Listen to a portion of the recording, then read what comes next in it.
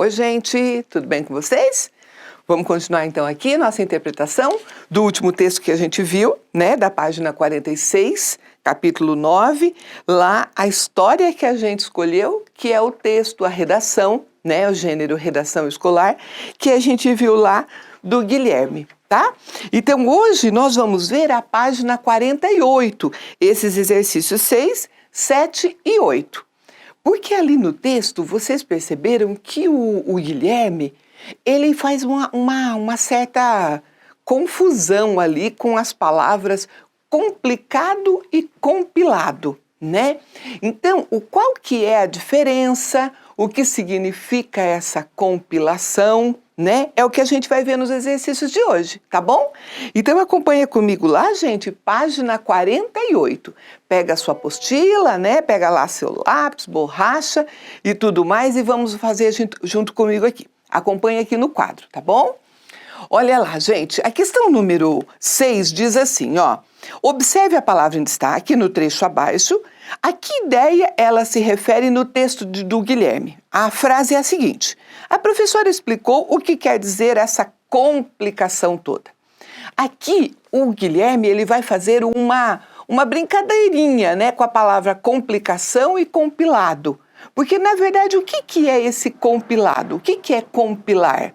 Né? Compilar é o ato de reunir. Então, digamos que um autor, ele reuniu várias obras, vários poemas, por exemplo, de vários autores num livro só. O que ele fez? Ele fez uma compilação. Ele reuniu vários textos e juntou num livro só, tá? Então, aqui a resposta pode ser assim, ó. Quando fala em complicação, o menino se refere ao fato de a história da Marta Taquaral ser uma adaptação de um conto acumulativo compilado por Câmara Cascudo.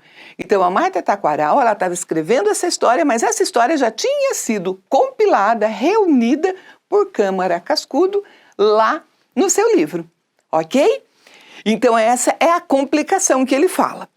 Beleza, a questão 7 diz para a gente fazer uma pequena pesquisa, né, do que é um conto acumulativo. Conto acumulativo, gente, ou cumulativo, é aquele conto, aquela historinha, que ela vai repetindo as cenas. Lembra lá da história do bolinho que a gente viu na apresentação lá na escola, quando a gente estava ainda nas nossas aulas presenciais lá? A gente tinha ali a história daquele bolinho. Vai repetindo, a cena repete, o bolo é tentado, né? Alguém tenta comer e depois o outro, e ele vai passando, e a cena vai repetindo e repete inclusive a frase, né? Lembra que ele falava, não me come não, não me come não. Então, o conto cumulativo, ele tem essa característica, que é de repetir várias vezes a mesma cena e aumentando e colocando outras cenas, tá? Então, eu coloquei aqui mais ou menos uma resposta para vocês, né? Lá diz que essa história compilada por Câmara Cascudo é uma adaptação, né? Então, o que significa isso? É uma adaptação de uma narrativa que se caracteriza pela repetição de uma sequência de falas e ações, tá bom? Isso que é o conto cumulativo ou acumulativo, tá? Depois, gente, na questão 8, nós temos o seguinte: qual é a diferença dessas palavras complicado e compilado? Tá? Eu coloquei aqui, ó, o símbolo matemático aqui de diferente, certo? Elas são parecidas. Se você vê, letra A, no que elas são parecidas? No som, né? Na sonoridade. Quando você fala compilado, é muito parecido com complicado. Só isso que é a semelhança, tá bom? Porque no restante, elas não têm o mesmo sentido, que é a resposta da letra B. Não tem o mesmo sentido, né? Porque compilado tem o sentido de juntar, reunir, como eu disse para vocês, reunir vários contos, várias histórias de vários autores num livro só. Isso que é compilar, né? Enquanto que complicado significa o quê? Difícil. Não tem nada a ver, tá bom? E a letra C, gente, elas poderiam ter sido usadas no texto para trazer humor?